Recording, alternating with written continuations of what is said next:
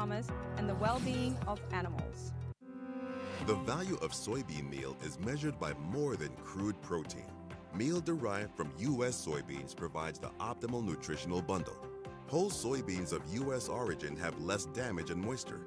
Meal derived from U.S. soybeans provide more consistency, an advantage on amino acid content, and superior levels of energy when compared with soy of other origins. This enables better animal performance and greater value for you, your customers, and the planet.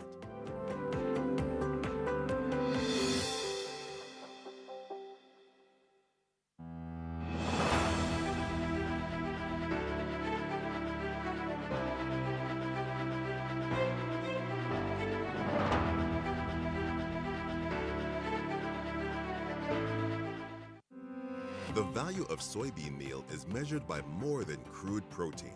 Meal derived from U.S. soybeans provides the optimal nutritional bundle. Whole soybeans of U.S. origin have less damage and moisture.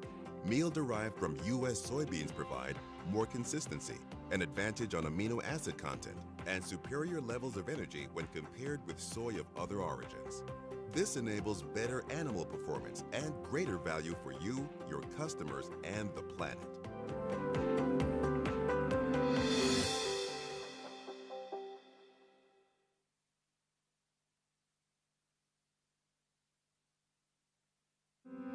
The value of soybean meal is measured by more than crude protein. Meal derived from U.S. soybeans provides the optimal nutritional bundle. Whole soybeans of U.S. origin have less damage and moisture. Meal derived from U.S. soybeans provide more consistency, an advantage on amino acid content, and superior levels of energy when compared with soy of other origins. This enables better animal performance and greater value for you, your customers, and the planet.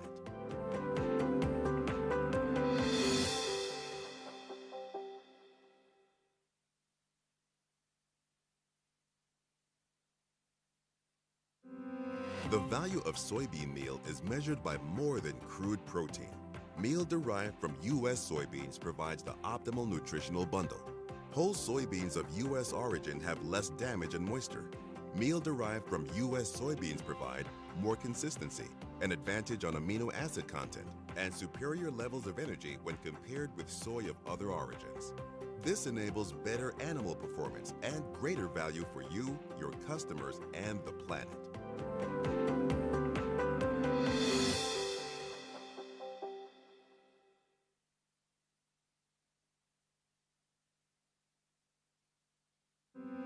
The value of soybean meal is measured by more than crude protein. Meal derived from U.S. soybeans provides the optimal nutritional bundle. Whole soybeans of U.S. origin have less damage and moisture. Meal derived from U.S. soybeans provide more consistency, an advantage on amino acid content, and superior levels of energy when compared with soy of other origins. This enables better animal performance and greater value for you, your customers, and the planet.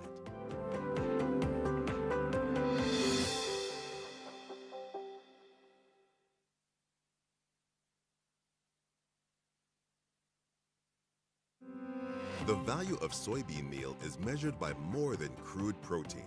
Meal derived from U.S. soybeans provides the optimal nutritional bundle. Whole soybeans of U.S. origin have less damage and moisture.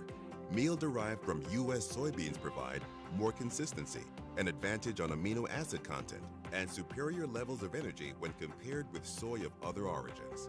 This enables better animal performance and greater value for you, your customers, and the planet.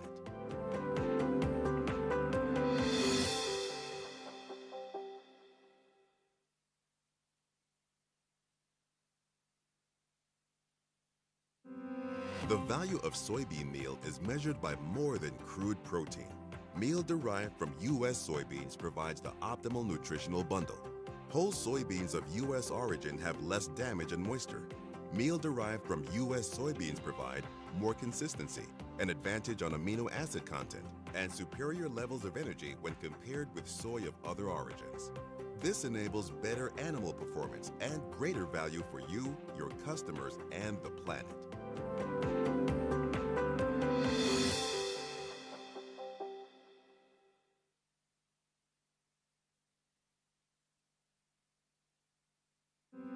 The value of soybean meal is measured by more than crude protein. Meal derived from U.S. soybeans provides the optimal nutritional bundle. Whole soybeans of U.S. origin have less damage and moisture. Meal derived from U.S. soybeans provide more consistency, an advantage on amino acid content, and superior levels of energy when compared with soy of other origins. This enables better animal performance and greater value for you, your customers, and the planet.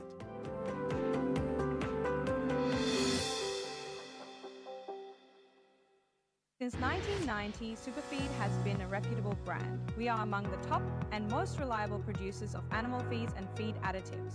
Through creativity and a dedication to quality, we support the success of farmers and the well-being of animals. The value of soybean meal is measured by more than crude protein. Meal derived from U.S. soybeans provides the optimal nutritional bundle. Whole soybeans of U.S. origin have less damage and moisture. Meal derived from U.S. soybeans provide more consistency, an advantage on amino acid content, and superior levels of energy when compared with soy of other origins. This enables better animal performance and greater value for you, your customers, and the planet.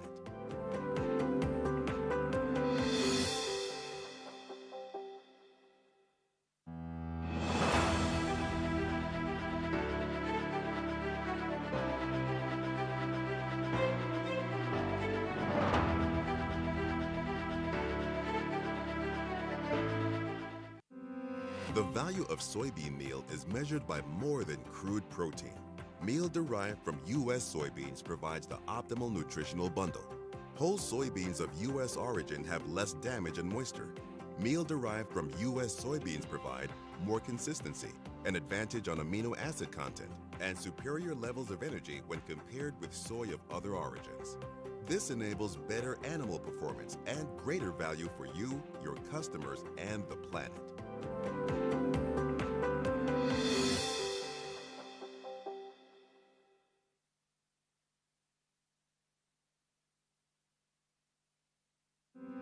The value of soybean meal is measured by more than crude protein. Meal derived from U.S. soybeans provides the optimal nutritional bundle. Whole soybeans of U.S. origin have less damage and moisture. Meal derived from U.S. soybeans provide more consistency, an advantage on amino acid content, and superior levels of energy when compared with soy of other origins. This enables better animal performance and greater value for you, your customers, and the planet.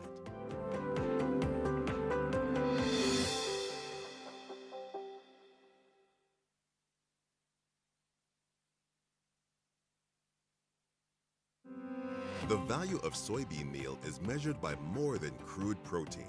Meal derived from U.S. soybeans provides the optimal nutritional bundle. Whole soybeans of U.S. origin have less damage and moisture. Meal derived from U.S. soybeans provide more consistency, an advantage on amino acid content, and superior levels of energy when compared with soy of other origins. This enables better animal performance and greater value for you, your customers, and the planet.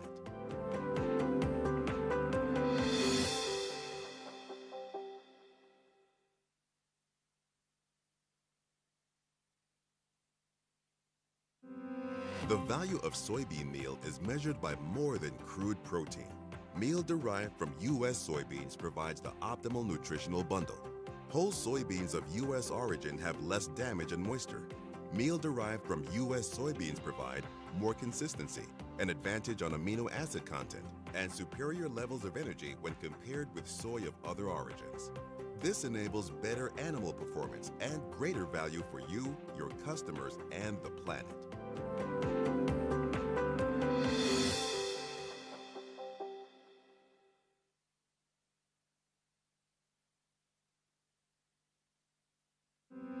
The value of soybean meal is measured by more than crude protein. Meal derived from U.S. soybeans provides the optimal nutritional bundle. Whole soybeans of U.S. origin have less damage and moisture. Meal derived from U.S. soybeans provide more consistency, an advantage on amino acid content, and superior levels of energy when compared with soy of other origins. This enables better animal performance and greater value for you, your customers, and the planet.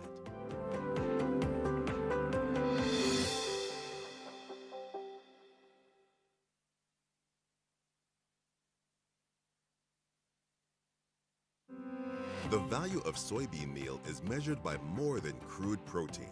Meal derived from U.S. soybeans provides the optimal nutritional bundle. Whole soybeans of U.S. origin have less damage and moisture. Meal derived from U.S. soybeans provide more consistency, an advantage on amino acid content, and superior levels of energy when compared with soy of other origins. This enables better animal performance and greater value for you, your customers, and the planet.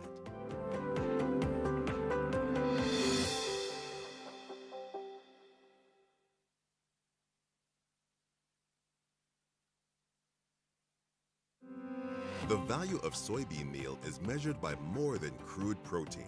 Meal derived from U.S. soybeans provides the optimal nutritional bundle. Whole soybeans of U.S. origin have less damage and moisture.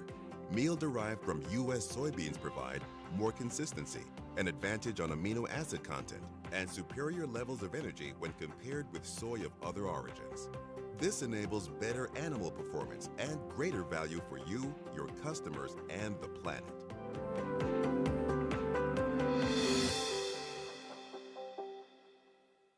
Since 1990, Superfeed has been a reputable brand. We are among the top and most reliable producers of animal feeds and feed additives. Through creativity and a dedication to quality, we support the success of farmers and the well-being of animals. The value of soybean meal is measured by more than crude protein.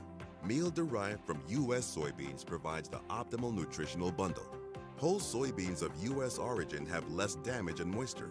Meal derived from U.S. soybeans provide more consistency, an advantage on amino acid content, and superior levels of energy when compared with soy of other origins. This enables better animal performance and greater value for you, your customers, and the planet.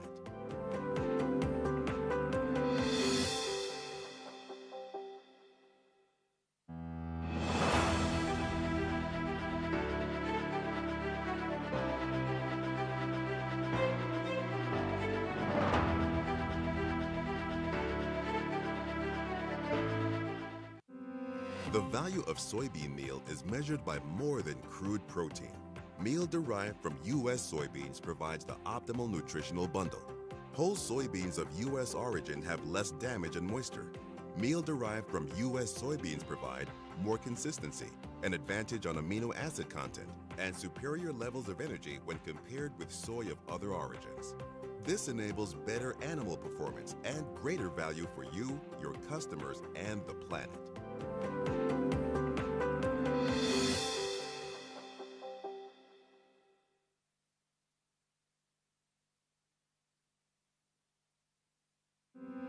The value of soybean meal is measured by more than crude protein. Meal derived from U.S. soybeans provides the optimal nutritional bundle. Whole soybeans of U.S. origin have less damage and moisture. Meal derived from U.S. soybeans provide more consistency, an advantage on amino acid content, and superior levels of energy when compared with soy of other origins. This enables better animal performance and greater value for you, your customers, and the planet.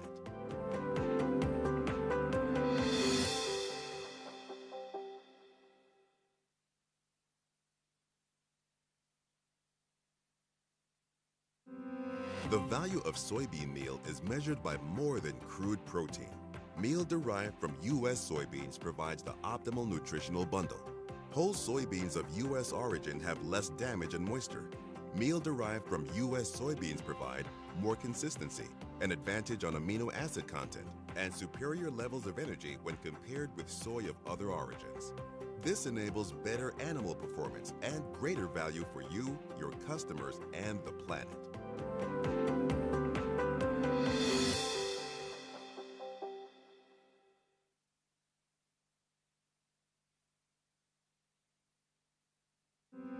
The value of soybean meal is measured by more than crude protein. Meal derived from U.S. soybeans provides the optimal nutritional bundle. Whole soybeans of U.S. origin have less damage and moisture. Meal derived from U.S. soybeans provide more consistency, an advantage on amino acid content, and superior levels of energy when compared with soy of other origins. This enables better animal performance and greater value for you, your customers, and the planet.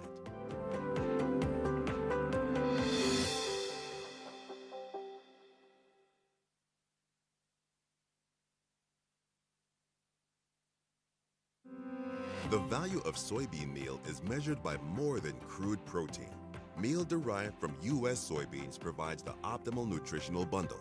Whole soybeans of U.S. origin have less damage and moisture. Meal derived from U.S. soybeans provide more consistency, an advantage on amino acid content, and superior levels of energy when compared with soy of other origins. This enables better animal performance and greater value for you, your customers, and the planet.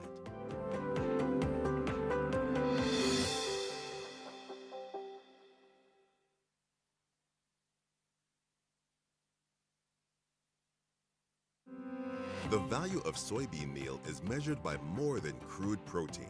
Meal derived from U.S. soybeans provides the optimal nutritional bundle. Whole soybeans of U.S. origin have less damage and moisture. Meal derived from U.S. soybeans provide more consistency, an advantage on amino acid content, and superior levels of energy when compared with soy of other origins. This enables better animal performance and greater value for you, your customers, and the planet.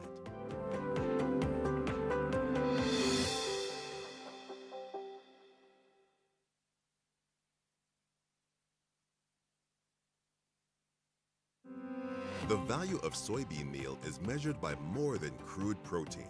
Meal derived from U.S. soybeans provides the optimal nutritional bundle. Whole soybeans of U.S. origin have less damage and moisture. Meal derived from U.S. soybeans provide more consistency, an advantage on amino acid content, and superior levels of energy when compared with soy of other origins. This enables better animal performance and greater value for you, your customers, and the planet.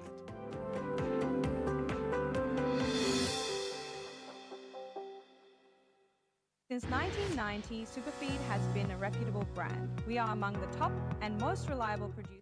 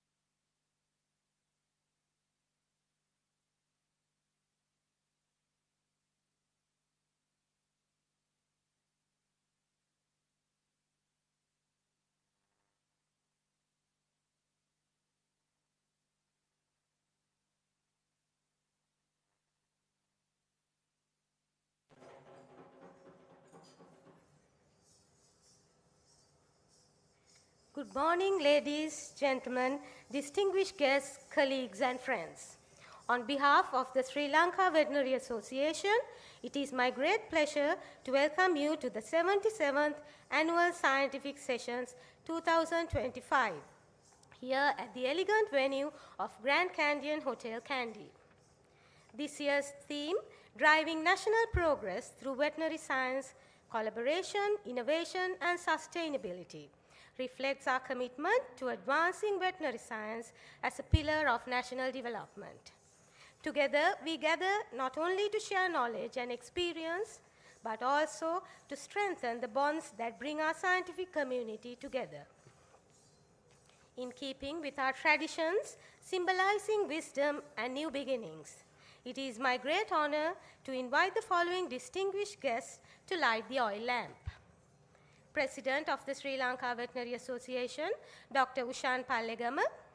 Chief guest, Professor Saratha Bekon, Honorable Governor of the Central Province. Keynote speaker, Dr. Y. Reddy Bomineni. Dean, Faculty of Veterinary Medicine and Animal Science, Dr. Anil Vasantha Kalupahana. Additional Secretary, Ministry of Agriculture, Livestock, Land and Irrigation, Dr. Palika Fernando. Acting Chair, Scientific Committee 2025, Dr. Eranda Rajapaksha. President-elect, Sri Lanka Veterinary Association, Dr. Sugat Premachandra. Secretary, SLVA, Dr. Chathura Priyadarshana. Secretary, Scientific Committee 2025, Dr. Manoji Jayatilaka. Treasurer, SLVA, Dr. Nuwan Wickramasinghe. Regional Head, Poultry Sector Modernization, South Asia and Sub-Saharan Africa, USEC, Dr. Atula Mahagamage, and a past president representing all past presidents of the Sri Lanka Veterinary Association.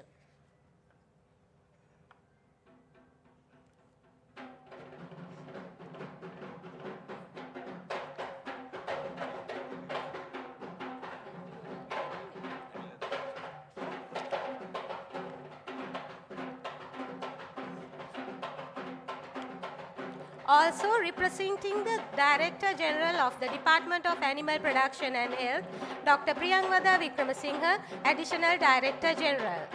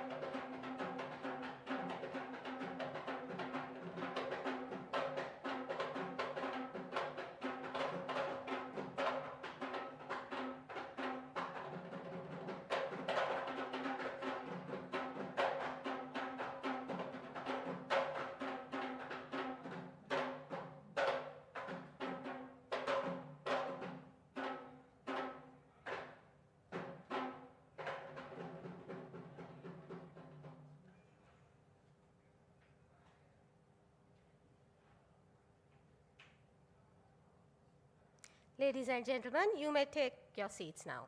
Meanwhile, I would like to invite the following dignitaries to the head table, please. President Dr. Ushan Pallegama, Chief Guest Professor Saratha Bekon, Keynote Speaker Dr. Reddy Bomineni, Dean Faculty of Veterinary Medicine and Animal Science Dr. Anil Vasantha Kalupahana, Additional Secretary Dr. Palika Fernando, Acting Chair Scientific Committee Dr. Eranda Rajapaksha, President-elect Dr. Sugat Premachandra, Secretary SLVA Dr. Chathura Priyadarshana, Secretary Scientific Committee Dr. Manoji Jayatilaka, and Treasurer SLVA Dr. Nuwan Wickramasinghe.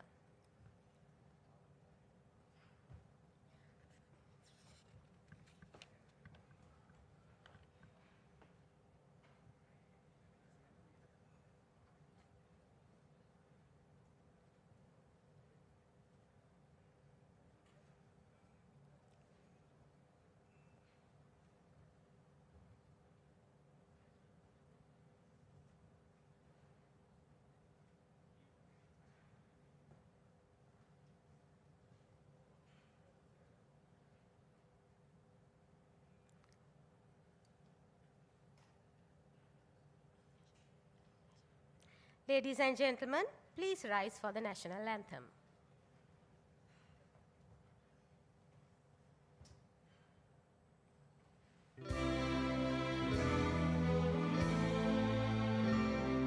Sri Lanka Mata, Upper Sri Lanka, Namo, Namo, Namo, Namo Mata. Sundara Sivarini, Surani Ati Sobamana Lanka. Ranya Ganaya Mekamal Malaturu Piri Jaya Bhumi Ranya.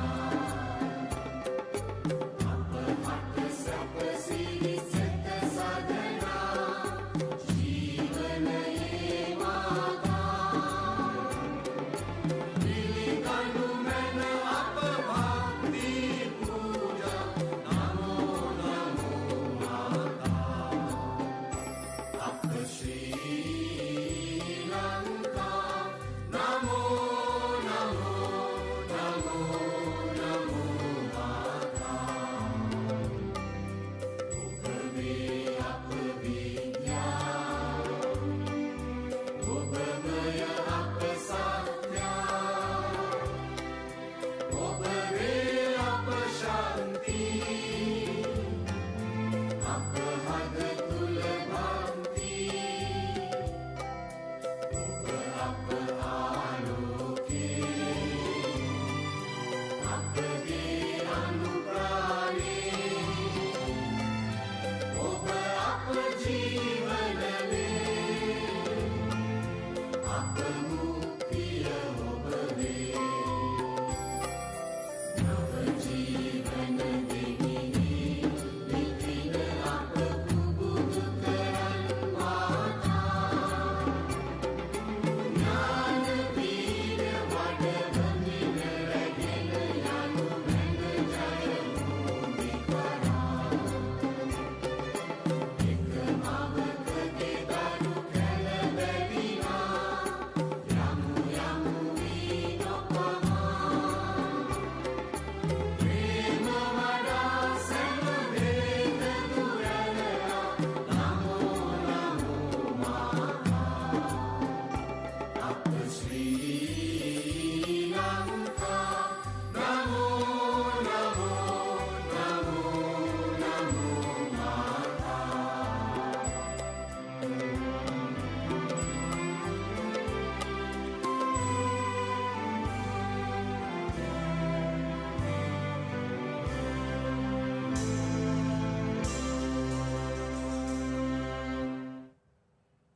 Thank you. Ladies and gentlemen, before we begin the proceedings, let me share the words of the great scientist Louis Pasteur. I quote, "Science knows no country because knowledge belongs to humanity and is the torch which illuminates the world," unquote. With that thought in mind, it is my great pleasure to invite Dr. Ushan Pallegama, President of the Sri Lanka Veterinary Association, to deliver the welcome address.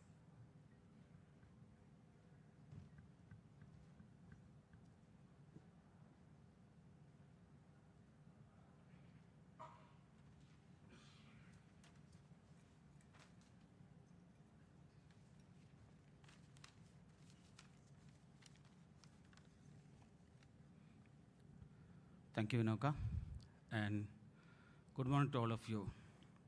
It is my pleasure to address you in this blessed morning as the 77th President of this prestige association, Sri Lanka Veterinary Association, to welcome you all. SLVAs not represent and serve only the veterinary community, but we significantly contributed to national development through its objectives and aspirations in technical, socio-economic, and policy domains in veterinary medicine and animal science. These multifaceted contributions have been hallmark of the SLVA over the decades.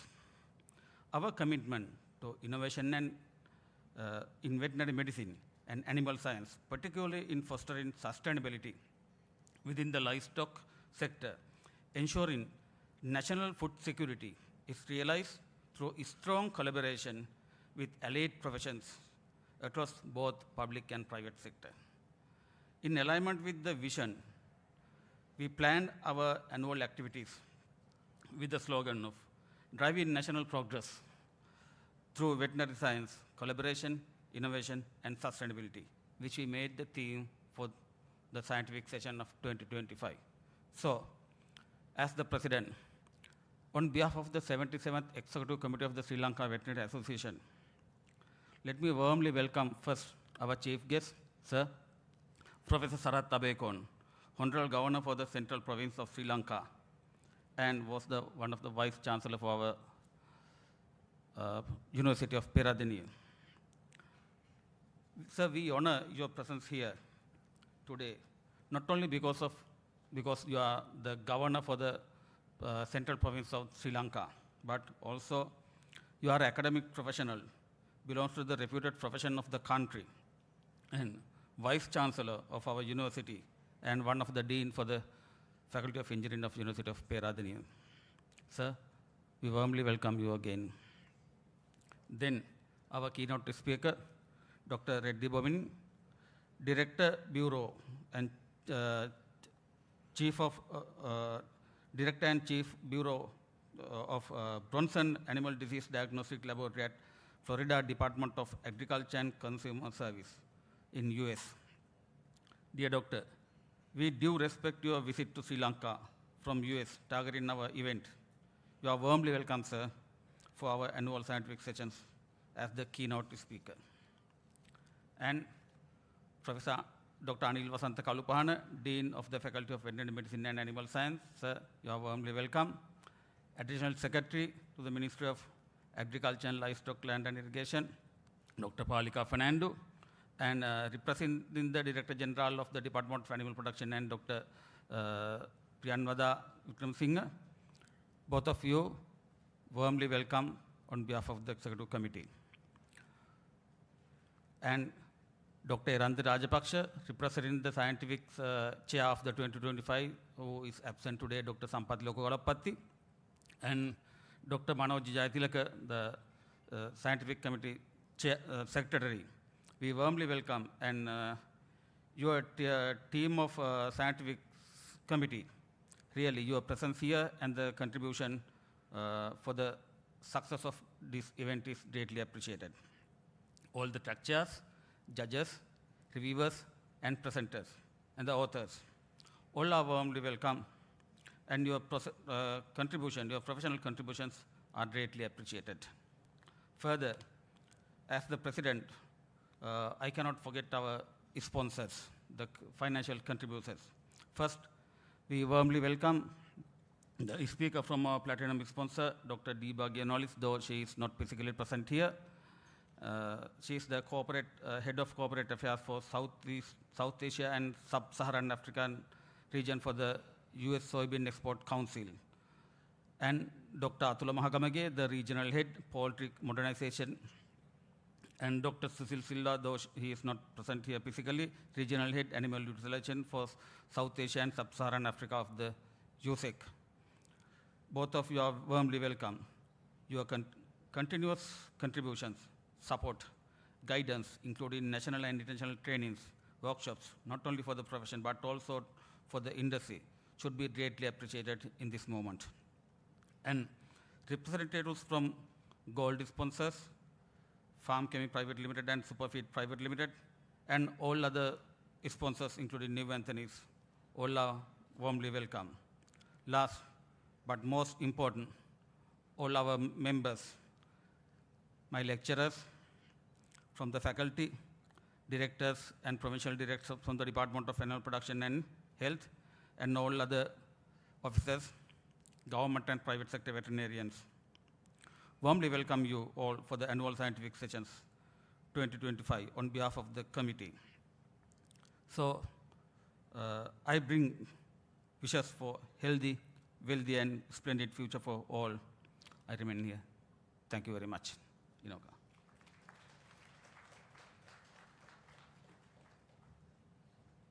Thank you, Dr. Palagama.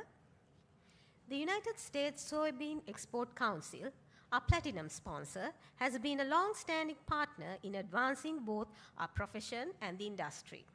Their continuous support is evident through numerous local and international training opportunities they provide, empowering a large number of professionals to grow in knowledge and expertise. And now, I am pleased to direct your attention to the recorded message of Ms. Deba Giannulli, who is the Regional Head of Corporate Affairs, South Asia and Sub-Saharan Africa of the USEC. Ms. Deba Giannulli is the Regional Head of Corporate Affairs, where she specializes in building and nurturing strategic relationships with key industry leaders and corporations to advance and promote sustainable US soybean. Deba is adept at navigating complex industry challenges while keeping stakeholders well-informed and engaged. She also spearheads the Right to Protein campaign, which emphasizes the essential role of protein in nutrition and food security. Driven by her passion for sustainable agriculture, Deba is a strong advocate for the sustainable sourcing of soybeans. Ladies and gentlemen, please direct your attention to the screen.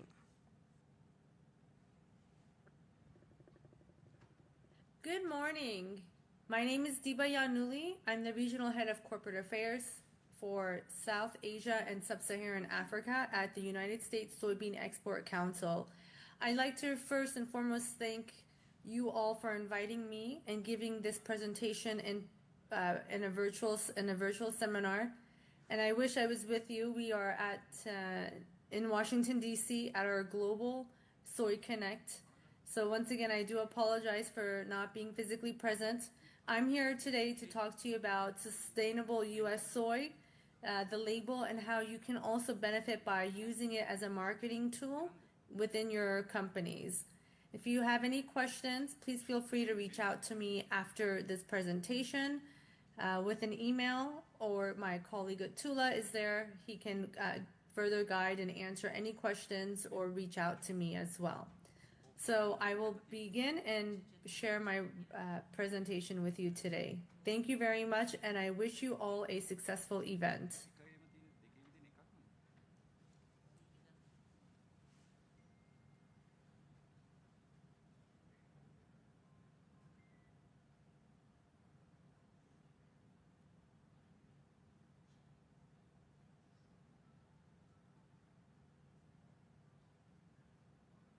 So what is sustainability? You can look at sustainability as the 3 Ps. It's the planet, the people, the profit. And where they all cross and where they all meet is in sustainability. So this is a short term of what you can think about sustainability.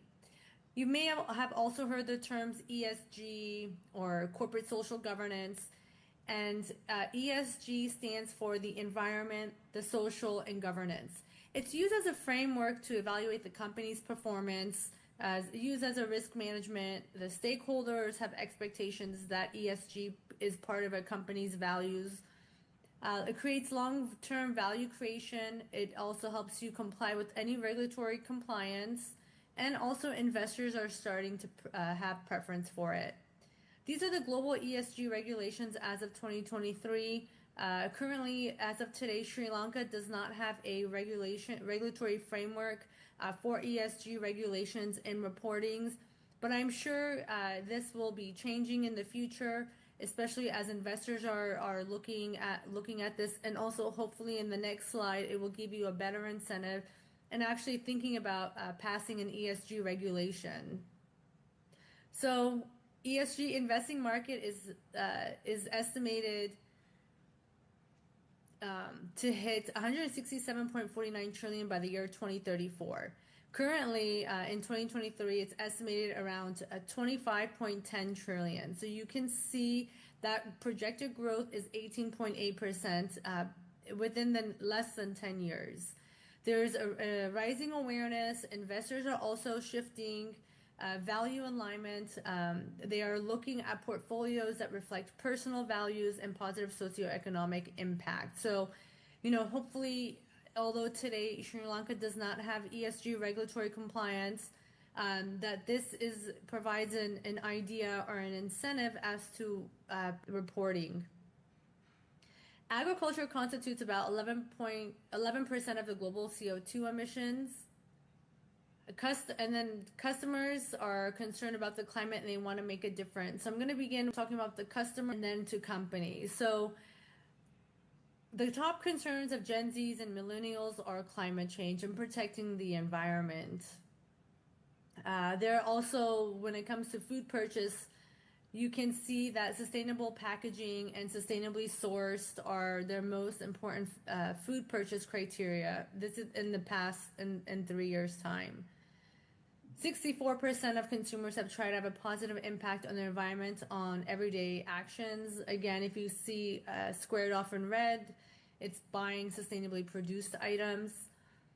The environment is an important factor in purchasing decisions, so a lot more from the core business model to be more sustainable of companies, along with committing to net greenhouse gas emissions within the next decade. So there's a lot of pressure that people are putting on their colleagues and employers to take challenges on climate change.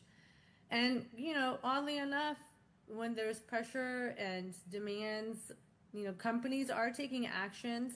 They are developing environmental friendly claims now. You'll see sustainable sourcing claims and low carbon and carbon neutral claims. And you can see just the growth of companies. This is a science-based target initiative data from April of this year. And you can see the growth of companies actually taking action. Now, looking from a corporate sustainability leader's perspective, in this year's survey, the top 3 concerns are climate change, biodiversity, deforestation, water scarcity. So the deforestation has gone up to number 3. In 2023, it was at the bottom at number 4. So you can see that these are the perspectives of the corporate sustainability leaders. And some of the companies that these leaders think are integrating sustainability are companies like Unilever, Walmart, Danone, and Nestle. And from their perspective, they have responsible sourcing requirements, which they have to do when it comes to their products. So they, again, look at the same 4 values of the sustainability corporate leaders of climate change, biodiversity loss, deforestation, and water scarcity. U.S. soy is also taking action as soy products are a foundational part of the broader food value chain. So it starts with the raw material, the U.S. soy, agriculture, food company, retailers, global corporate sustainability leaders, and then at the end, everybody as a consumer. One thing that we like to talk about when it comes to the United States soybean farmers is that U.S. cropland has decreased while forest land has increased. So we do not have issues of our forests at all. Our forests are flourishing. Our farmers are able to produce more soy on less land. And what I would like to mention is that the United States soybean farmers, there is a protocol called the SSAP. It stands for the Soy Sustainability Assurance Protocol. And it's a scheme designed to meet the sourcing guidelines in the international markets. It is comprised of 4 directives, talks about continuous improvement goals, their certifications, and their transferable certificates. So the 4 directives are biodiversity and high carbon stock, production practices, public and labor health and welfare, and continuous improvement, because sustainability is about continuously improve, making your land better for tomorrow. By 2030, U.S. soybean farmers aim to reduce land use change, reduce soil erosion, energy use, and greenhouse gas emissions. This is from the Field to Market Alliance for Sustainable Agricultural Outcome. And so we have seen 130% crop yield in tons per hectare, while at the same time having the land use, soil erosion, energy use, greenhouse gas emissions decrease. So customers are beginning to embrace the U.S. soy sustainability verification. I'm very proud and honored to let you know that Sri Lanka is by far leading, and I'm going to repeat again, leading the SSAP in the South Asia region. So all U.S. soy that is grown sustainable, and they're all verified with sustainability certificates. So this is just looking at the whole marketing year from 2014 till 2024, and we're not even done, but you can see how many verified shipments with certificates have gone out. So there's demands from consumers. In terms of a percentage of total U.S. soy exports in South Asia, it's about 54%. So if you look just in the region, we're doing very well. The SSAP certificates are transferable. So after it's verified, it is transported to a point of export, and at the point of export, the shipment certificate is issued by a U.S. exporter. Then the certificates are shipment specific, and upon delivery at the destination, the international customer you of SSAP verified can receive this certificate. And this certificate it's in your name and lists exactly the quantity that it's received.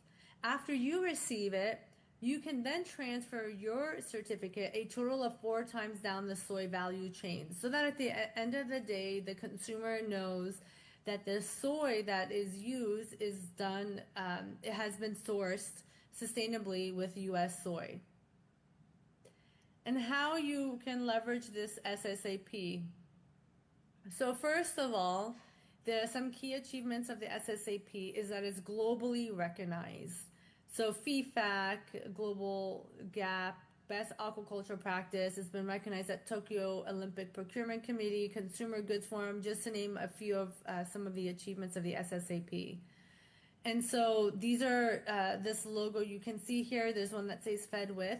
It's a U.S. trademark approved, and it can be used to differentiate U.S. soy. You can put it on your bags, your totes, your labels, your websites, your social media account handles. This is what the certificate looks like. It is free at no cost, and it also has the availability or the optionality to have Scope 3 carbon footprint value. So if you are looking at distinguishing your sustainable U.S. soy, you can market your carbon footprint value on your product. So on the right of what you're seeing are the 2 labels.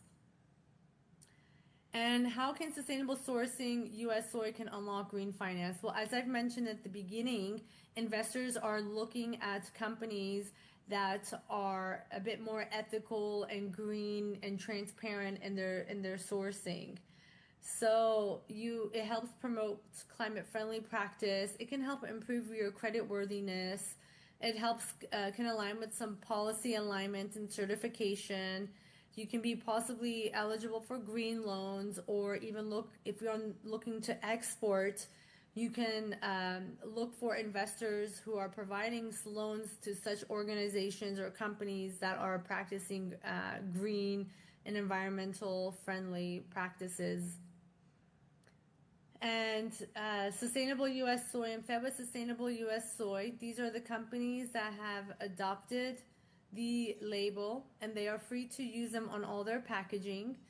And we hope that you are able, if you are familiar with these companies, especially the ones where you're at in Sri Lanka, we hope that on your next purchase of one of their products, of their poultry products or feed, that you actually can identify the label on their packaging. Another initiative I'd like to let you know what we do at U.S. Soybean Export Council is a Right to Protein campaign. We would love for you to partner up with us, and we have a tool called the Proteinometer to let you know how much protein you need on a daily basis. So here's a QR code. You can feel free to scan and follow our social media handles.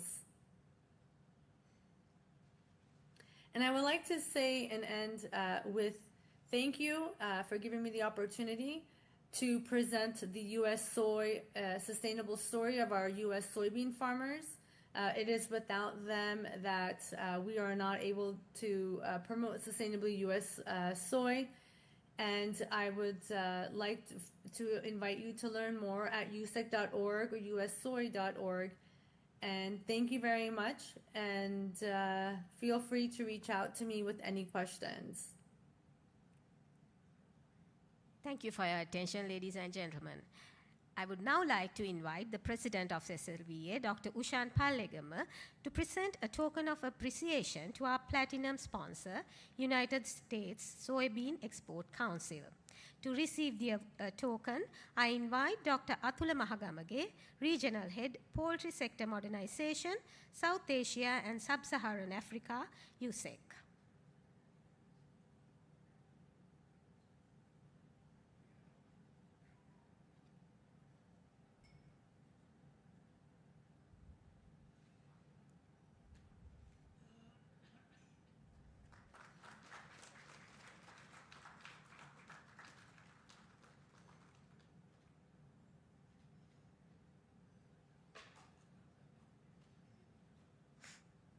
Ladies and gentlemen, the stage is now set for the keynote speech.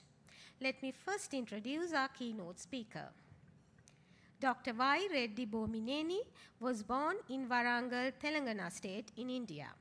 He studied veterinary medicine and masters in microbiology at the College of Veterinary Science, Hyderabad.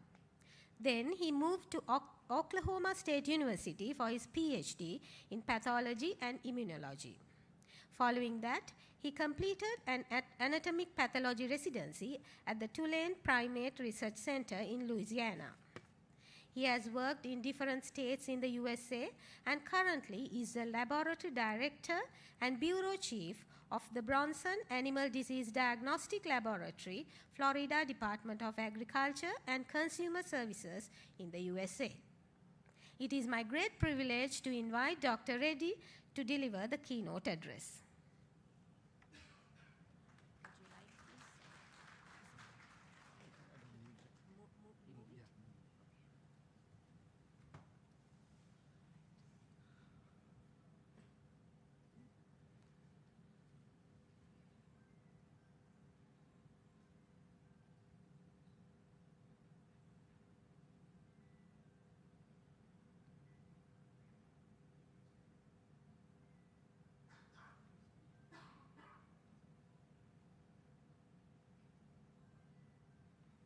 Thank you for the great introduction.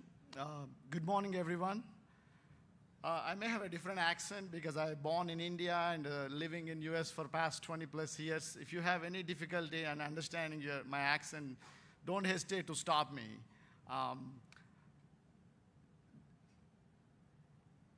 The outline of my presentation goes with, I want to touch base with my personal background and organizational setup for the keynote speech about the publicly funded veterinary diagnostics lab, why they need and how they need to be operated, and how that can help public health and human health and animal health.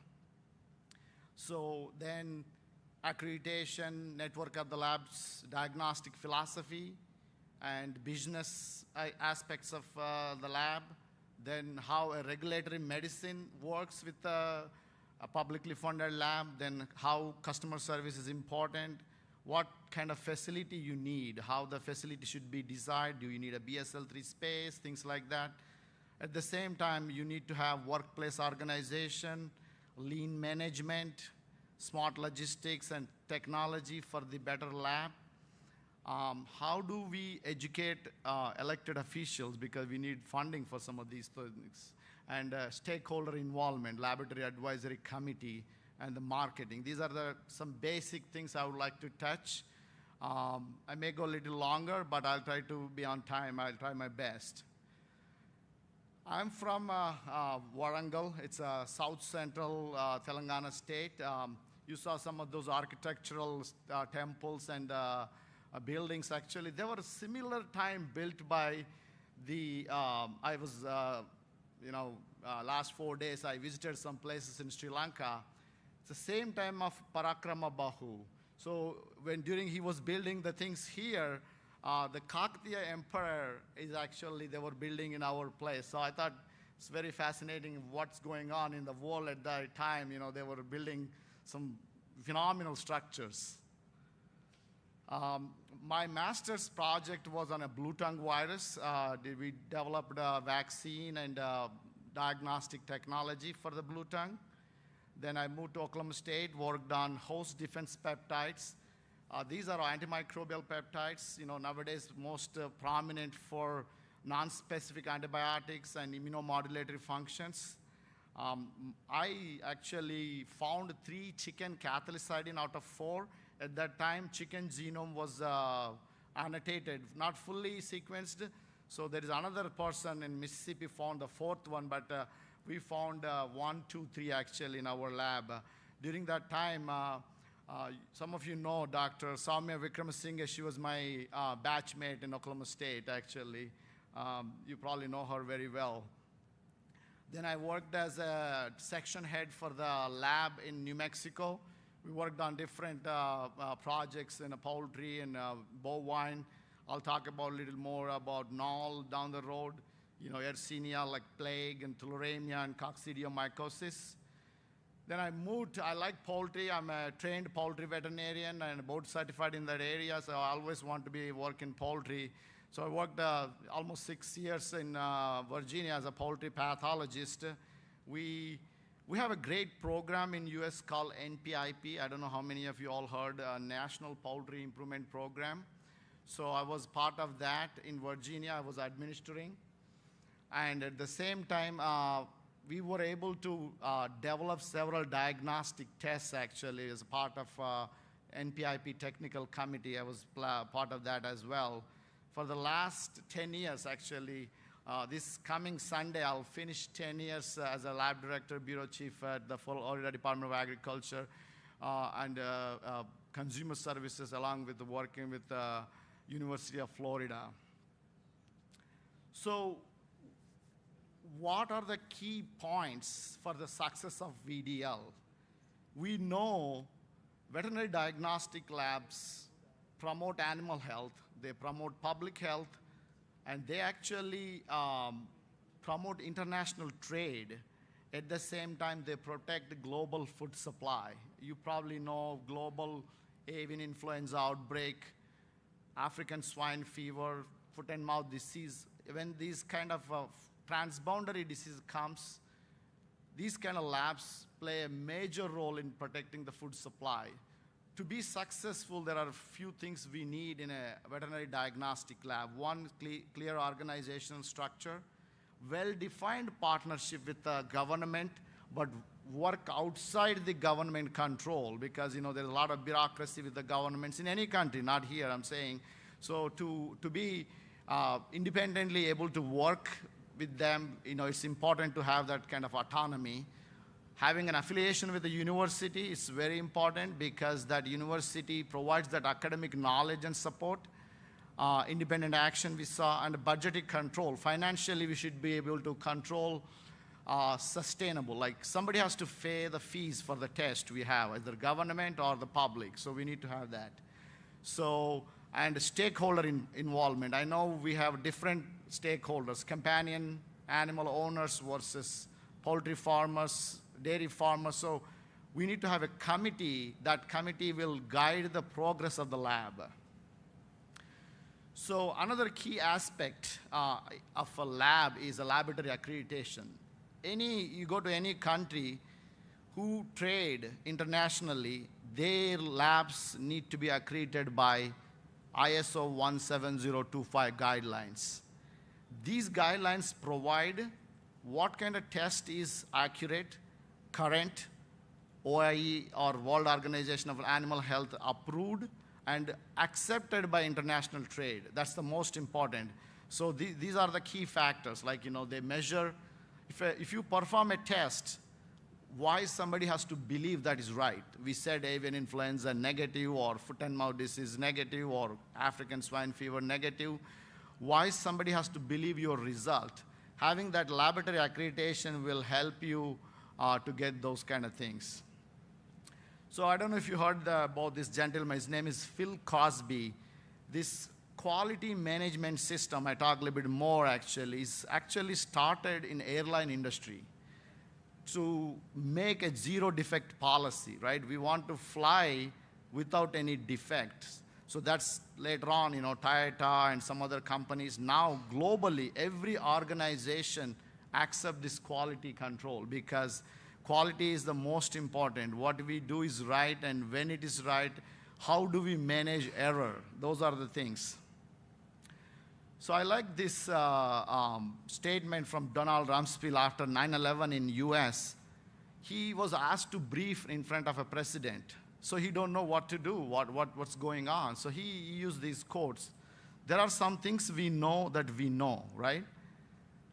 There are some things we know that we don't know, right? There are some things we know that we don't know.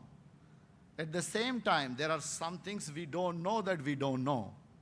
I know it's hard to comprehend sometimes. When you have a COVID outbreak, everybody was thinking, if a coronavirus become a pandemic, there is a virus going on in camels in Africa called Middle Eastern respiratory syndrome virus. We used to think that virus could potentially jump onto human population. We never thought there's a virus from China can get into the human and spread, cause global pandemic. So there are always some things we don't know that we don't know.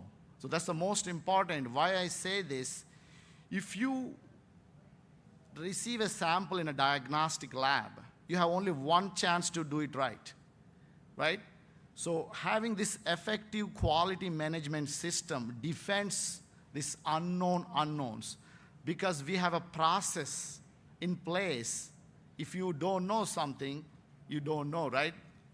To find that unknown unknowns, you need a quality management system. Everybody, when I meet with governors and chief minister, I worked in Bangladesh, Nepal as an advisor for a few times. They ask why you need quality, like why you have to spend so much money. I always use this to convince them we need to do things right. So this I call silent diagnosis. So for any lab, basically, you need accreditation, quality, and safety. These are the most important. Of course, laboratories management focus on all of these. So most of the labs in US currently is looking high reliability organization. If you work with any BSL-3, biosafety level 3 level organisms like a mycobacteria or some other aerosol transmissible human diseases, you need to be quality-wise right, then it should be safe and safe for long periods of the time. So this is the common practices actually of a high reliability organization. So sensitivity to operation, commitment to resilience, defense, difference to expertise, and reluctance to simplify basically, and preoccupation with the failure. So there is a constant monitoring to find those errors and improve from there. Again, in the lab, we have different sections. We have microbiology, pathology, poultry medicine, and we have always a specialist in each area, like a bovine, aquaculture, things like that. So what we teach those section heads is solving problems. That's the most important. To identify the problem, that's the first thing, and then accept that there is a problem. Actually, a lot of the labs I worked in other countries, especially in Europe and developing world, they know the problem, but they don't accept that there is a problem. So accepting that there is a problem is the first step in improvement. So that's why there is an auditing system, like everybody go through auditing and auditing steps. So personally, I worked in AAVLD, it's called American Association of Veterinary Laboratory Diagnosticians. I'm a current accreditation committee member, and I was auditing the lab for past 8 years actually in multiple states. Though that kind of helped me to identify these problems. We use a performance methodology called DMAIC. So basically, you first define where you are, and measure what are your current strengths. And at the same time, you have to decide where you want to go in the future, analyze, and from improve. Once you improve something, you maintain that. That's the most important thing, is called control. So I know Sri Lanka is a good-sized country, may not have states, but in US we have a laboratory systems, actually. We are part of a USDA network. You can see in the first called National Animal Health Laboratory Network. Here you could compare maybe with your districts or province. And FDA is like a Food Drug Administration. We have a laboratory network. Our lab, you can see, Florida is like, at the south bottom right, actually. That's the Florida. I don't know if you can see. So our lab is part of this kind of network, Public Health Laboratory Network. And we closely work with the federal lab in Ames, Iowa. With the help of Professor Dylan Sathar Singh, we come up with some of the potential partners in the Sri Lanka, how some of these can work together to find a common goal, like, do we need a common lab or a common test we need to develop? Having this kind of a national partners are very important. Department of Agriculture, Minister of Environment, and Minister of Agriculture, of course, Minister of Fisheries and Aquatic Ocean Resources, a National Aquatic Resource and Development Authority. So these are the most important areas a lab need to have some kind of connections with. So One Health, we said labs really work with One Health other than animal health, right? So One Health is nothing but it's a new concept, basically redefining the relationship between veterinary medicine and environment and human health, basically. Our lab really work with several human agents potentially. Sometimes they cause disease in animals, equine eastern encephalitis, Campylobacter, Salmonella, and you name it, there are so many zoonotic diseases. We even test mosquitoes for human infection because human lab, they don't want to test mosquitoes. We test mosquitoes for Zika, chikungunya, dengue. Florida has somewhat similar weather, subtropical climate. We get periodic dengue and chikungunya from travelers. So we test mosquitoes for that. And our lab actually did animal COVID testing. It's the same test, same protocol, everything. We found first Delta variant in dogs and first ferret in our country. So having this One Health or public health approach really helps to understand the disease and at the same time promote. We mentioned, I was discussing with our colleagues here this morning, having a proper leadership style is the most important. 70% of the organization growth linked with leader style, basically. Leadership style is nothing but how somebody perceive a leader's style. So that's the most important.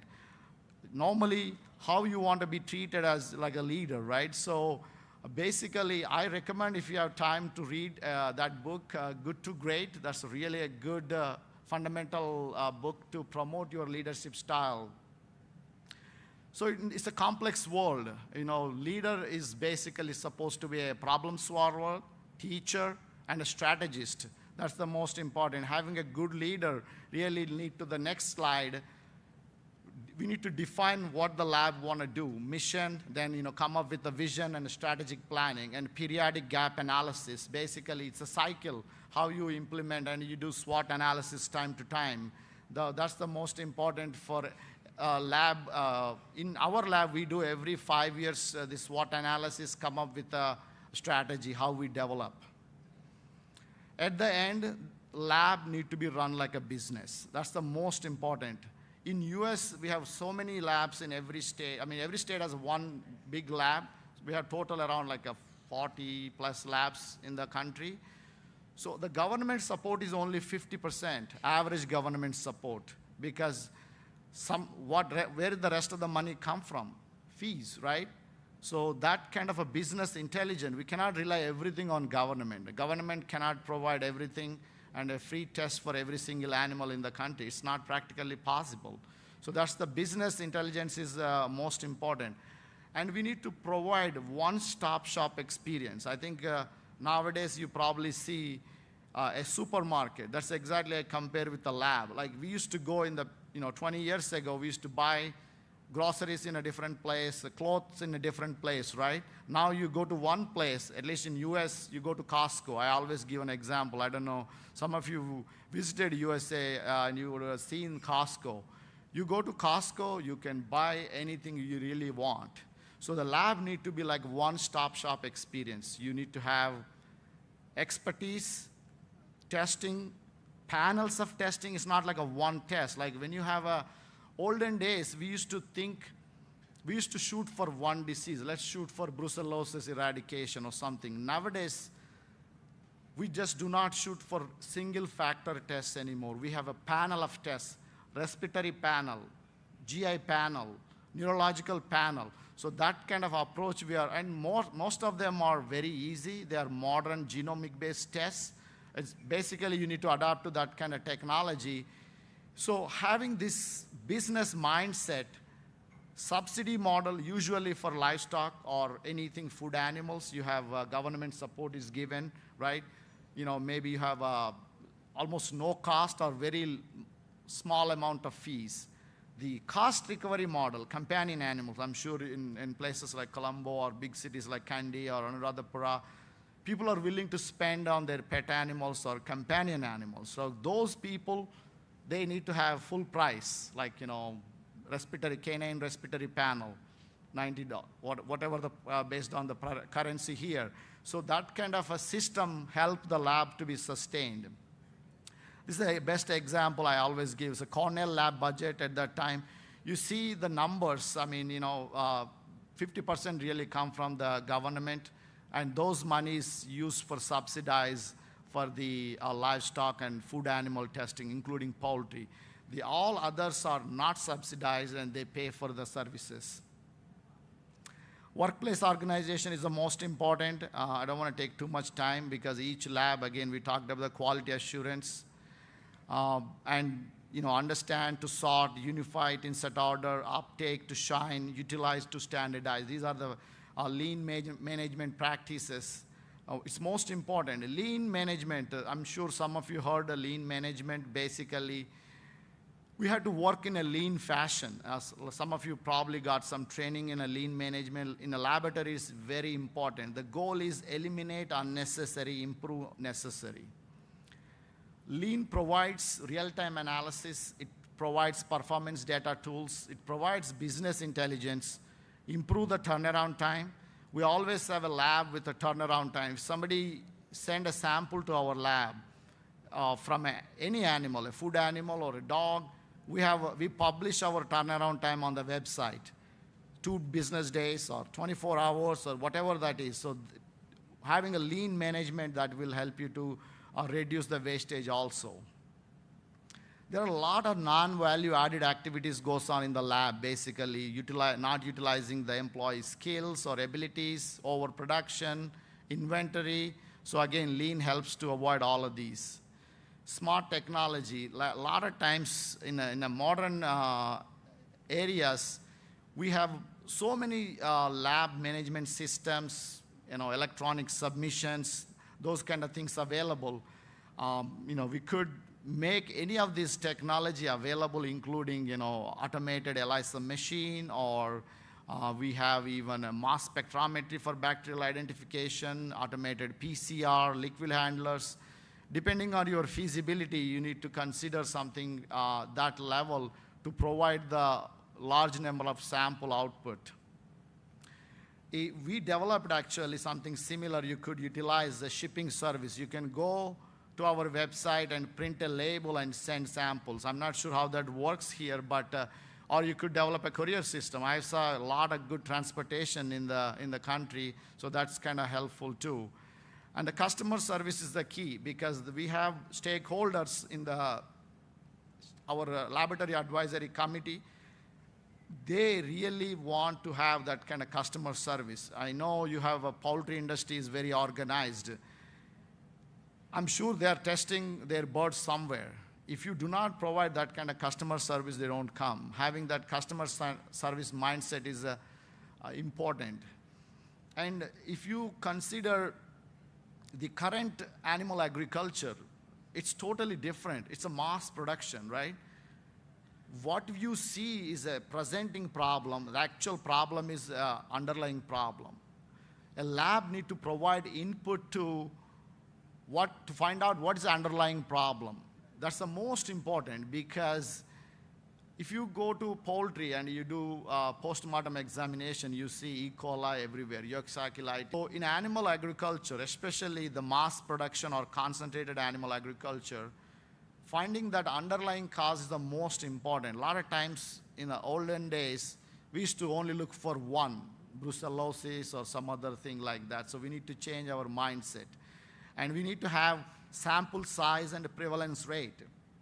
Usually, poultry, if you take an example of fowl cholera in breeders, the prevalence rate is 1%. You need to almost test 200 birds in a 10,000 population to find that. If it is AI or avian influenza, you just need 10 samples in a house, you can find out. So those are the small things really help to monitor the progress. Each animal species, based on the age, we have some diseases, right? When I do a lot of postmortem or necropsy, first thing I asked, what's the age? That age and animal species tells me these are the diseases I need to consider. So,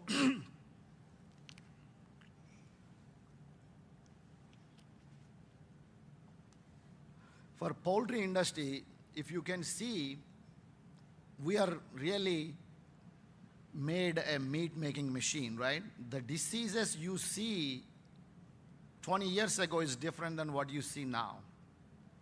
That's one of the reasons you need to know what diseases are present in the area and baseline values.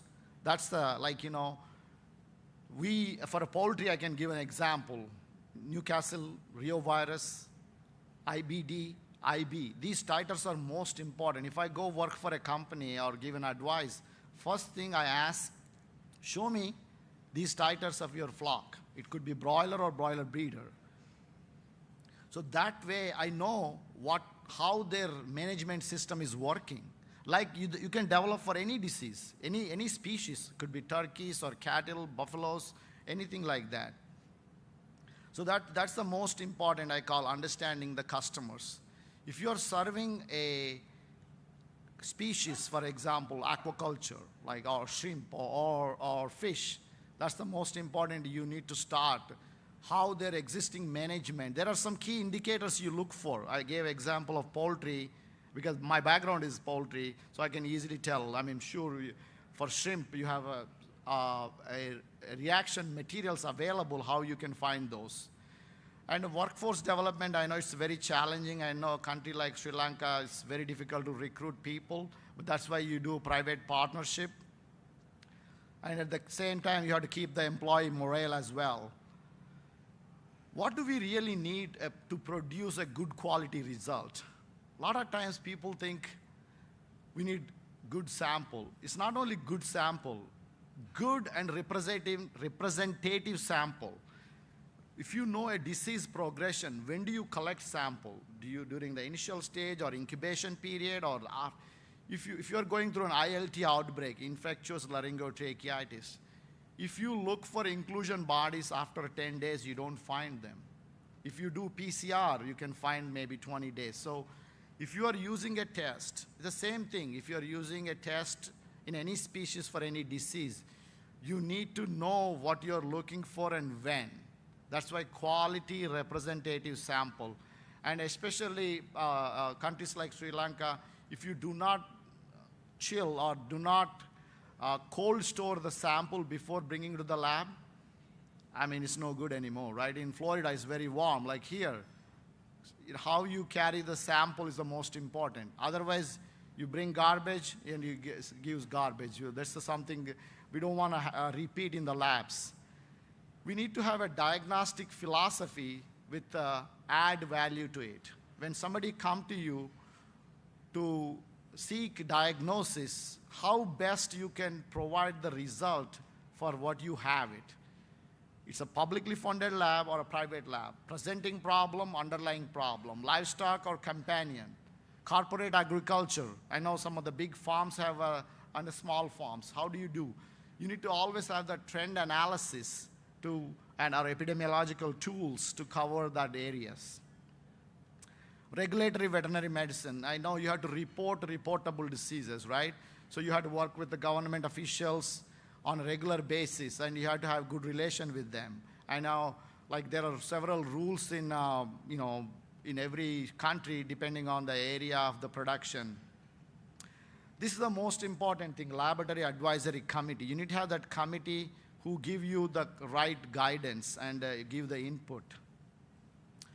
And proper design, I mean, like, there are some labs in US, that's a Cornell lab on the left, in almost 10 years ago, that cost around 90 million. So this lab we built in 2019, it costed the small footprint around 20 million. And you need to have this availability of subject matter experts, and you have to provide the continuing education to them. That's the most important. There are so many things.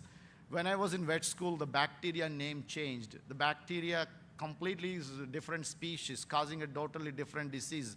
Our understanding is changing on a daily basis. So having that continuing education is the most important. So with the help of Dr. Dilanch Satarasinghe, I came up with statistics based on the, what is your main industry, eggs and, goat and sheep. The overall GDP is 1.39, and I don't know, that's a 2023 number I got. What I did not see is an organized animal agriculture. I think you have a lot of buffaloes. Today morning we talked about cooperative milk units. I think you probably heard Anand, Amul, Anand milk unit, something like that. So that's something, somewhere you could start so that these people can have proper cooperative society. And you want to improve your buffalo stock. I'm giving a buffaloes example because this kind of a weather, buffaloes really thrive well. You could do artificial insemination and develop at least local breeds. If you have a pure breeds, that's great, but having this kind of improvement slowly can lead to organized animal agriculture. I learned your system here a little bit, not so in detail, that you have a central VRI and you have 25 satellite stations. So this is something similar to a national and a state labs. I think you could utilize this model, constantly link these central lab with the district or provincial labs. That way you share subject matter expert. You cannot have every lab a epidemiologist or a pathologist, right? They need some local specialists, but they work closely with the central lab. That's kind of helpful too. There are many opportunities. I know you're already doing some poultry exports. I heard you import a lot of milk. That was a little surprising to me because your weather really promotes a lot of cattle and buffalo production. I think if you could consider any organized farming, that will, there's an opportunity for milk production. You have good rainfall. You could have a lot of natural grass and other, important feed materials. You have a lot of inland tank system, and you could irrigate well. And having an island is great because you can control a disease really well. You can quarantine and control. There are challenges: nutrition, disease eradication, prevention, human resources, accurate statistics data, maybe adopting a new technology, challenging. That could be a potential challenge. I try to find out your FMD status. I think it's like India, you maintain with the vaccination. But to really, you could see a country like Uruguay, they completely eradicated FMD with the vaccination. India is probably not possible, but I truly believe it's possible in Sri Lanka because you have water everywhere around the country. So that's easy for you to control. We talked about organized animal agriculture, cooperative milk societies. A program like NPIP and National Animal Health Laboratory Network. I briefly want to touch the National Animal Health Laboratory Network and NPIP. This program is like a cooperative partnership between the government and the industry. We started with eradicating Salmonella pullorum. because it's a vertically transmitted disease. Then they added influenza and mycoplasma. That's why if you are exporting any poultry product from USA, you need to be an NPIP member. Something similar program can be adopted here. It's very easy. It's voluntary, but even after you start now, 20 years later, you'll see a big result. Same thing, National Animal Health Laboratory Network. You can try to mimic your provincial labs connecting with the VRA, which you already have. Who can do what test? Who does PCR? Who does culture? Who does confirmatory testing? That kind of system will be helpful. There's a lot of scope for animal product export. I thought of giving some ideas how you can export an animal product. When I was in Bangladesh, I was working on AI, but somebody want to export, because they do a lot of beef slaughter. They want to export bull penises for dog chew, as a dog chew. So what we did is just developed a salmonella test, and we applied FSIS permit and FDA. So basically, we developed as a dog chew material for export as a side business. Something similar. These are the organizations you have to work with, the CDC and FSIS. Again, meat and milk products, similar things, and eggs also. The most countries, if you want to export eggs, they worried about salmonella enteritis. Again, you could register with FSIS and get the quality approved, and that can be easily managed. I know seafood, we did not touch aquaculture much, but the seafood or any food establishment, they need to go through HACCP, Hazard Analysis Critical Control Point, and find a export operator. If you find the export operator, you can work and you can develop building the relationships. So these are the basically things, and you could develop based on your lab needs. You request government funding. We call legislative budget requests. You need to have that kind of a link between all the provincial and federal government. I don't know, you can probably identify Dr. Udeni Balasurya. So we all, he was a Louisiana lab director before, I know some of you know.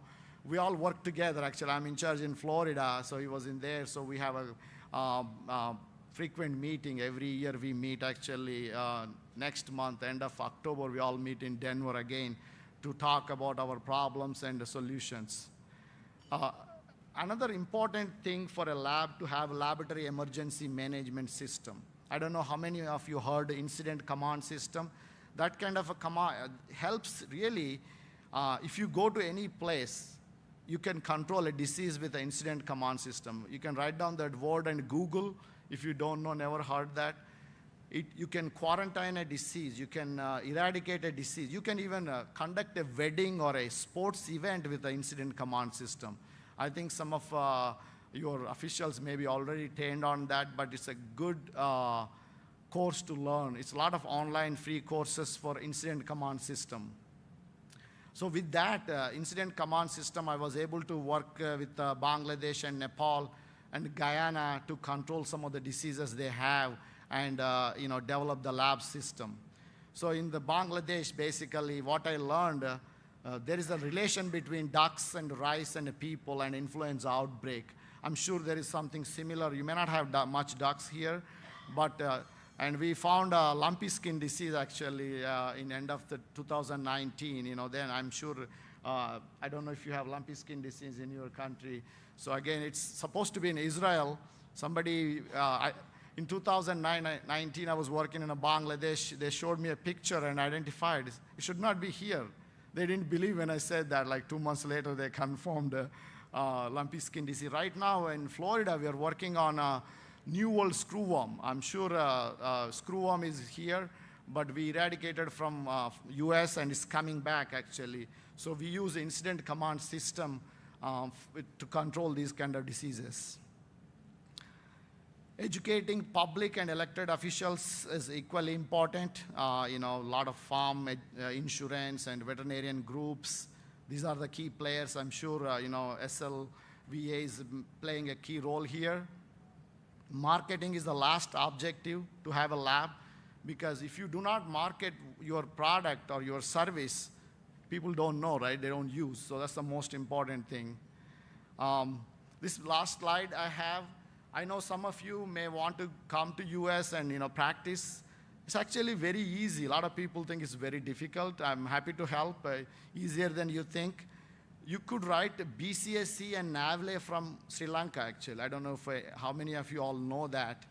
And you could come to US and write the last exam called CPE. If you want any information or if you need some help, happy to help. You're all I always encourage younger generations. Shoot me an email, then I'm happy to help. I want to thank everybody, especially SLVA and Dr. Dylan and Dr. Ushan and Dr. Chetra. They interacted with me since February. I made a presentation based on the needs. I may not know entire needs of your country, but if you have any questions, I'm happy to answer now or shoot me an email in future. Again, I want to thank SLVA committee and all the dignitaries here giving me the opportunity.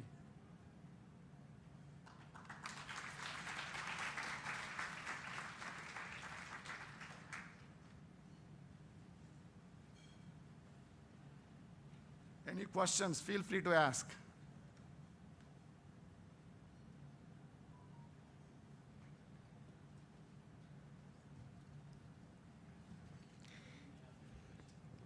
Thank you, Dr. Reddy.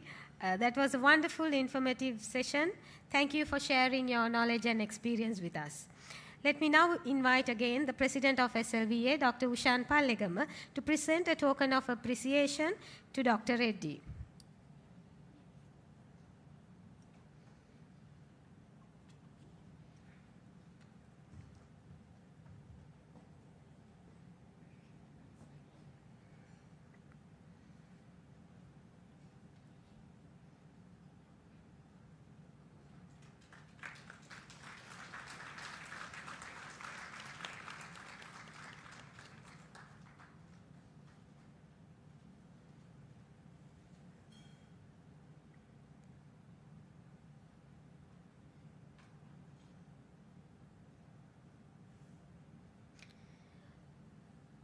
Moving on, to introduce the scientific sessions and share the vision behind this year's program, I now invite the Acting Chair of the Scientific Committee 2025, Dr. Eranda Rajapaksha.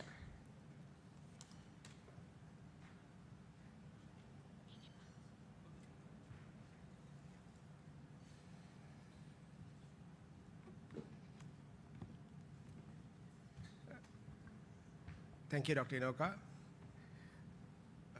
Our chief guest, Governor Professor Aratabekon, keynote speaker, Yohendra Reddy, President SLVA, Honorary Secretary, President-elect,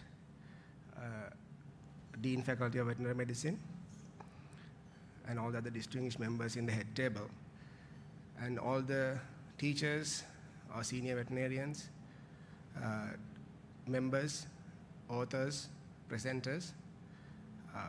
Good morning to you, and this is a very unexpected honor for me because I am acting for Professor Sampath Lokogalapatti, who did all the work that you see today. He was the leader in our scientific committee, and I was responsible with clinical track, and then when he had to travel, I was given the task to represent him in the function. So I'm deeply honored, and first of all, I want to mention his name because he did a lot of work and he finished the book this time 12 days before the event. Usually we know that when we do these type of events, it doesn't happen like that. So he was very thorough about it, and then it was a very interesting process that we went through, and I also want to thank Professor Dylan's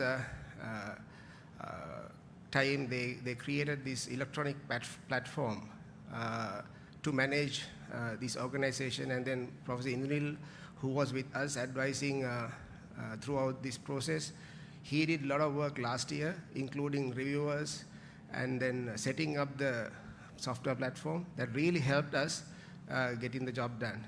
So this time we had 83 abstracts, and then it went through a thorough process of reviewing, and we had 93 reviewers from all over the world reviewing these abstracts.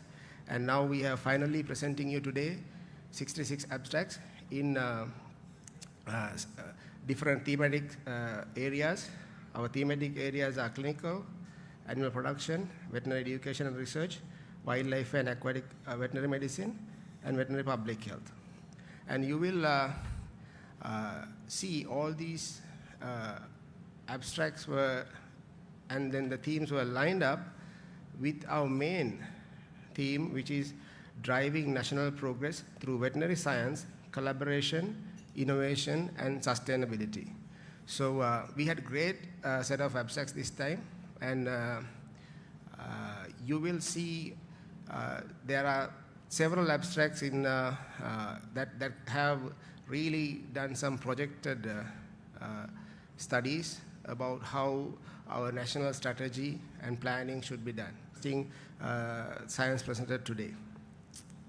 And also, next I want to mention about our authors and presenters. They did a really great job with timing and then sending their work to us in time. And I really thank you all for doing that. And then Dr. Ushan especially and the EXCO, who gave us the 100% freedom in selecting and then organizing this event today. And that freedom was, that was given to us, and the support from the EXCO members really helped us in getting this product to you. And finally, Governor Sir, I want to take your permission and take a sentence from your message. It says, "May this event further strengthen the veterinary profession in Sri Lanka and contribute meaningfully to the well-being of animals, people, and the environment." I definitely believe that we will achieve that, and this today what we do is part of achieving this goal. And finally, in respect to time management today, if you check your clocks, you will see that we are exactly on time today. It's very good because everybody came at the right time, early, and we are on time. So we would like to manage it like that way. So for all the authors, chairpersons, and we have a great set of judges who will be judging today, I request you, we will follow the timeline and then make this event a very success. Thank you so much.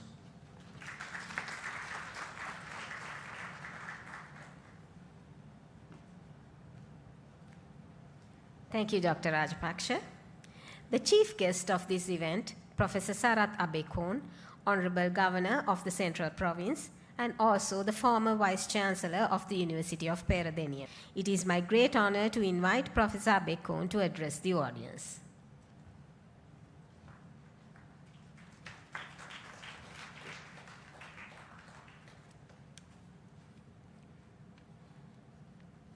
Few minutes later, he said, as loud as ever, "A doctor." So then only I realized that the graduates of the Faculty of Veterinary Medicine and Animal Science treat many species, while the graduates of Faculty of Medicine treat only one species. The keynote speaker today, Director and Bureau Chief of Bronson Animal Disease Diagnostic Laboratory, Florida, United States of America, Dr. Y. Reddy Promineni, President of Sri Lanka Veterinary Association, Dr. Ushan Pallegama, Dean, Faculty of Veterinary Medicine and Animal Science, Dr. Anil Vasantha Kalupahana, Additional Secretary, Minister of Agriculture, Livestock, Land and Irrigation, Dr. Palika Fernando, Acting Chairman of the Scientific Committee, Professor Eranda Rajapaksa, Secretary of Sri Lanka Veterinary Association, Dr. Chatura Priyadarshana,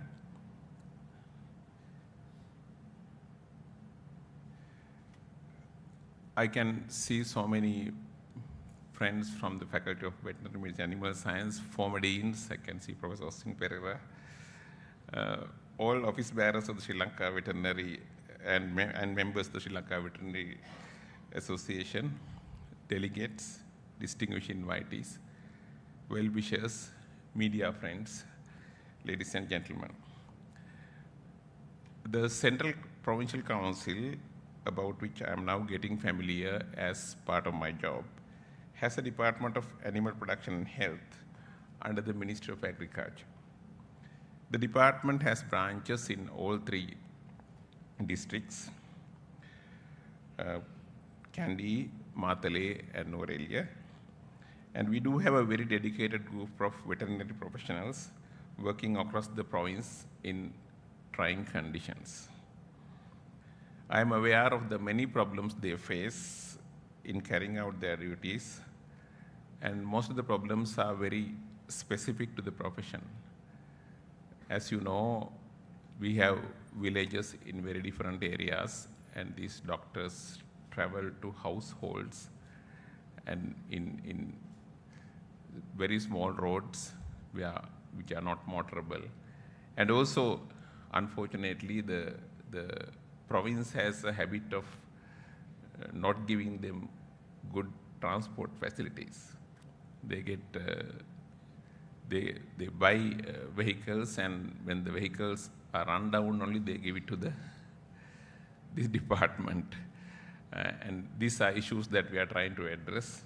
And so, and of course, with the nature of the job that veterinary doctors do, they cannot use public transport to get back. So these are issues that we are trying to address in the provincial level at this time. In any case, the commitment and in serving the general public by these doctors is extraordinary and very commendable. I have noted that the major challenge to the veterinary medicine is adequately attending to the diversity of animal species. You address the health needs of domestic animals, wildlife, zoo animals, pet birds, and also ornamental fish. Added to this is the variety of sizes of animals that are treated, from newborn geckos and squirrels to adult elephants. Another aspect is the economic value of the animals you treat, which range from the undefinable value of pet animal companionship to the high monetary value of a winning racehorse. In talking about assessing values, your contribution in prevention of transmission of animal diseases to people and in ensuring a safe food supply for people by monitoring and maintaining the health of food-producing animals is invaluable. The keynote speaker today came up with many other areas of interest to veterinary doctors, including quality control, leadership, planning, use of artificial intelligence, marketing, and finance. These are very new aspects that are coming into many areas of science, especially artificial intelligence. The use of that is being experimented by so many areas now, and it is same for veterinary medicine as well. Whenever I think about animals, as Professor Rajapaksa pointed out, the environment that they and we live in comes to my mind. I'm sure you all know about the speech made by the native chief of Western North America, Seattle, when the invading Europeans offered to buy the land that was occupied by his tribe. It's a very long speech. Let me extract a few phrases that reminds us the eternal bond we have with the environment and the animals. I quote the words of Chief Seattle. How can you buy or sell the sky, the warmth of the land, if you do not own the freshness of the air and the sparkle of the water? How can you buy them? Every shining pine needle, every sandy shore, every mist in the dark woods, every clearing, and humming insect is wholly in the memory and experience of my people. We are part of the earth. The perfumed flowers are our sisters. The deer, the horse, the great eagle, These are our brothers. The rocky crests, the juices in the meadows, the body heat of the pony and the man, all belong to the same family. In white man's world, there is no place to hear the unfurling of leaves in spring or the rustle of the insect's wings. The clatter only seems to insult the ears. And what is there to life if a man cannot hear the lonely cry of a whippoorwill or the arguments of the frogs around the pool at night? If we decide to accept your offer to sell this land, I will make one condition. White man must treat the beasts of this land as his brothers. Do not shoot them. What is man without beasts? If all beasts were gone, man would die from the great loneliness of the spirit. For whatever happens to the beasts will soon happen to man. We do not understand why the buffalo are all slaughtered and why the wild horses are tamed. Where is the thicket gone? Where is the eagle gone? End quote. Chief Seattle's words remind us the importance of respecting the environment and more specifically the animals. Therefore, as veterinarians, you are in great profession that is fully entangled with nature. You are living examples of limitless compassion. Your efforts in pursuing, developing, and enhancing many different aspects of the profession is something that is very important and dynamic. The annual scientific sessions today organized by the Sri Lanka Veterinary Association are therefore vital and is part of maintaining civilization. The theme, driving national progress through veterinary science, collaboration, innovation, and sustainability, focuses directly on government's vision and is therefore very timely. Thank you very much for organizing this session on this very valuable thing. Ladies and gentlemen, I have noted in the past few decades, a good percentage of our sons and daughters have left the country, most of them for good.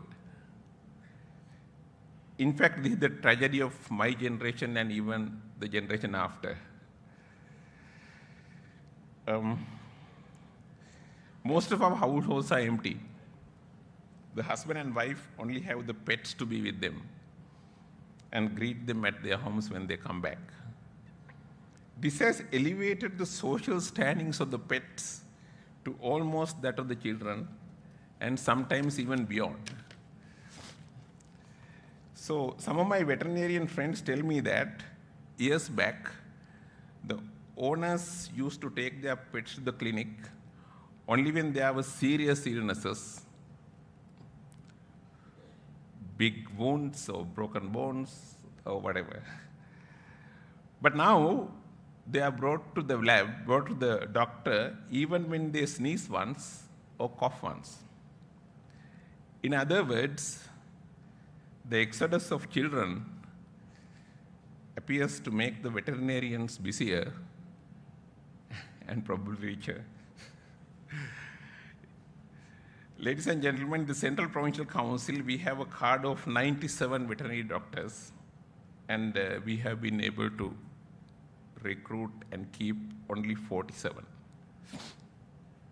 So there's a dearth of veterinary doctors. This is the case all around the country, not only in the Central Province.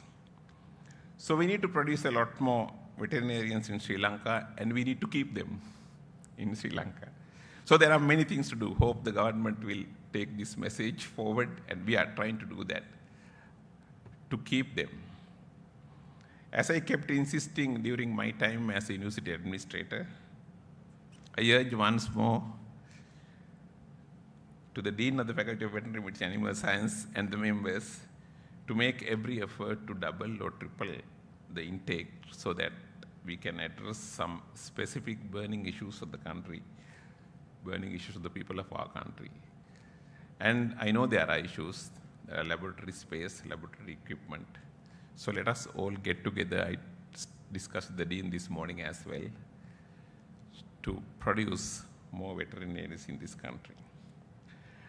I would like to thank the organizers for inviting me for today's function, and I wish the sessions all success. Thank you very much.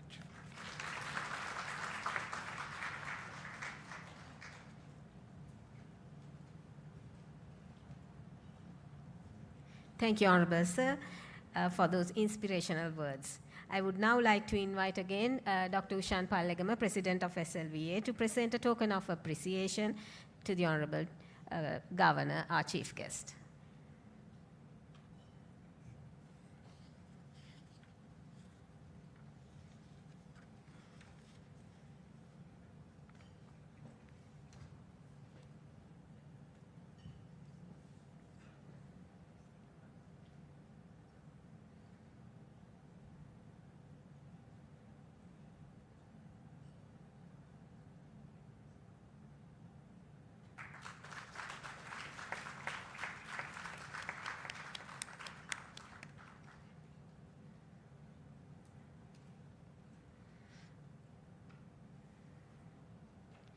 To conclude the inauguration session, may I now invite Dr. Chathura Priyadarshana, Secretary of the Sri Lanka Veterinary Association, to propose the vote of thanks.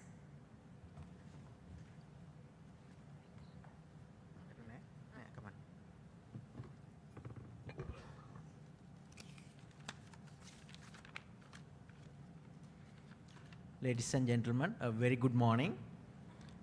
As we conclude the official ceremony of 77th Annual Scientific Sessions of Sri Lanka Veterinary Association, it's my sincere honor to deliver the vote of thanks on behalf of the Executive Committee of the 77th Sri Lanka Veterinary Association and also the organizing team. So first, my heartfelt thanks goes to our chief guest, Professor Sarath Tabekon, Honorable Governor of the Central Province, and also the former Vice Chancellor of the University of Peradeniya, for joining us and for his continued encouragement to the veterinary community. Thank you very much, sir. And also to our keynote speaker, Dr. Reddy Bomineni. Thank you for your insightful address, which added great value to this scientific gathering, and also the coordinating Dr. Dilan Satrasinghe, though he is not here. Thank you very much. And we also sincerely thank Dr. Anil Kalupahana, the Dean, Faculty of Veterinary Medicine and Animal Sciences, Dr. Palika Fernando, Additional Secretary, Ministry of Agriculture, Livestock, Land and Irrigation, and though Dr. Hemali Kothalawala is not physically present today here, Dr. A.P. Vikramasinghe, Additional Director General Animal Health, Department of Animal Production and Health, and all the department officials, for being part of today's event and for your continued collaboration with SLVA. A special note of appreciation goes to Professor Sampath Lokugalapatti, though he is not present here, Chair of the Scientific Committee, and Dr. Eranda Rajapaksa, he is the Acting Scientific Chair, and all the Scientific Committee members, including Dr. Manoji, Secretary of the Scientific Committee, and all the members, and also all the judges, reviewers, authors, and presenters, and all our members. Your contribution and commitment for advancing veterinary knowledge is highly commendable. And we are grateful for our platinum sponsor, the USEC, US Soybean Export Council, especially Dr. Atula Mahagamage, coordinating everything perfectly, and all our sponsors for generous support. Without their support, this hasn't been in success. So your partnership with SLVA is truly appreciated. And all our participants, local and international, your presence and engagement made this event a success. Thank you very much. And also lastly, the appreciation goes to the hotel staff and also the event manager, including Mr. Kapila, for their excellent arrangement and also the support. So now we move on to the parallel scientific sessions after this. And we hope you all will gain valuable insights that will support the future growth of veterinary practice in Sri Lanka. Thank you very much and have a good day.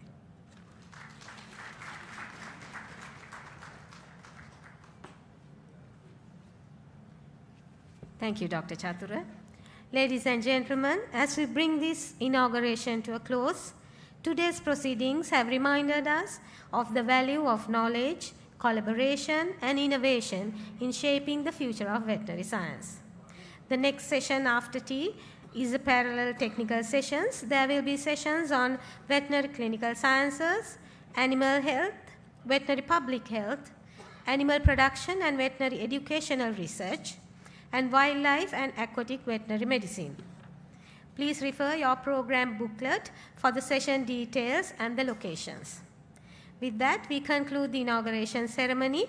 You are cordially invited for refreshments, and we will reconvene in 20 minutes at 11:05 for the commencement of the technical sessions.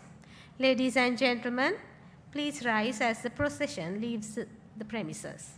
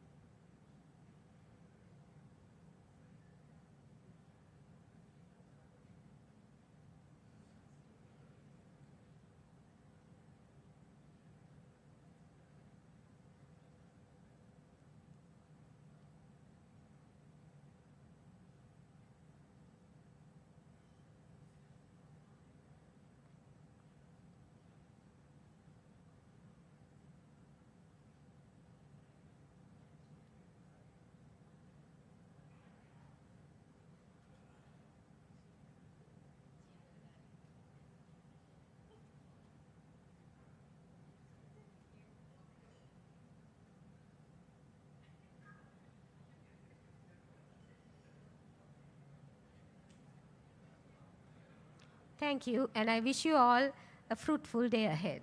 Thank you.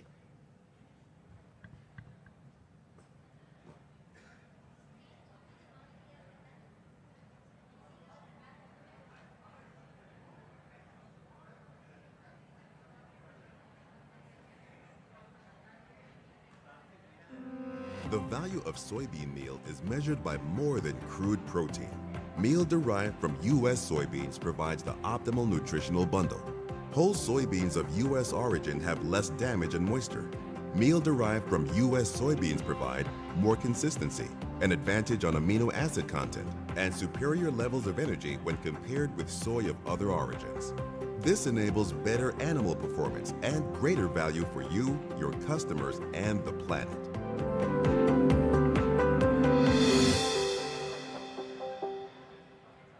Since 1990, Superfeed has been a reputable brand. We are among the top and most reliable producers of animal feeds and feed additives.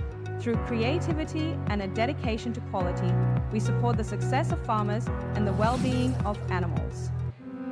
The value of soybean meal is measured by more than crude protein. Meal derived from U.S. soybeans provides the optimal nutritional bundle.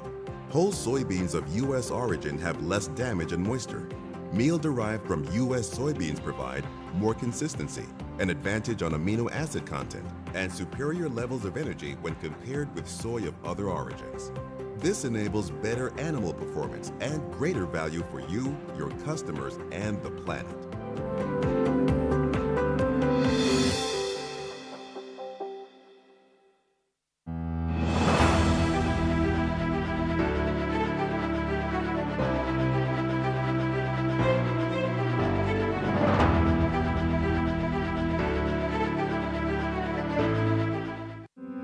The value of soybean meal is measured by more than crude protein. Meal derived from U.S. soybeans provides the optimal nutritional bundle. Whole soybeans of U.S. origin have less damage and moisture. Meal derived from U.S. soybeans provide more consistency, an advantage on amino acid content, and superior levels of energy when compared with soy of other origins. This enables better animal performance and greater value for you, your customers, and the planet.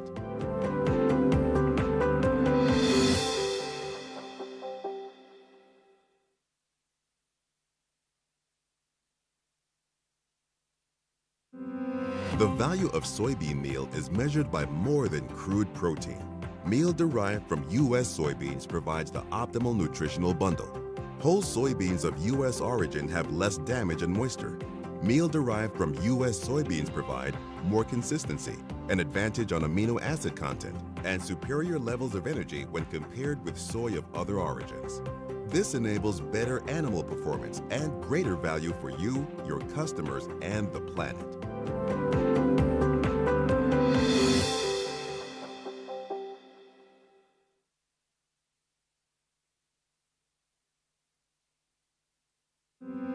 The value of soybean meal is measured by more than crude protein.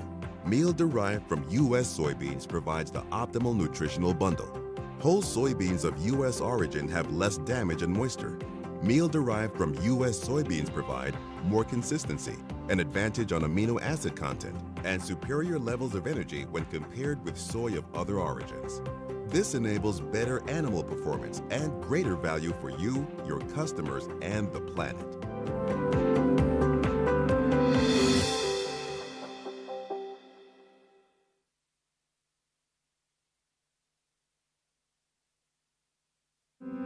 The value of soybean meal is measured by more than crude protein.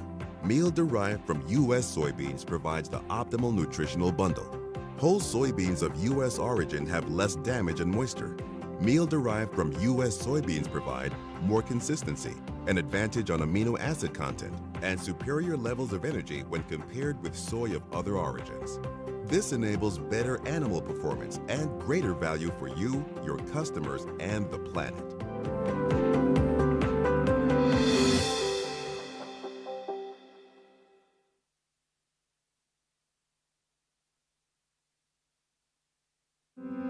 The value of soybean meal is measured by more than crude protein. Meal derived from U.S. soybeans provides the optimal nutritional bundle. Whole soybeans of U.S. origin have less damage and moisture. Meal derived from U.S. soybeans provide more consistency, an advantage on amino acid content, and superior levels of energy when compared with soy of other origins. This enables better animal performance and greater value for you, your customers, and the planet.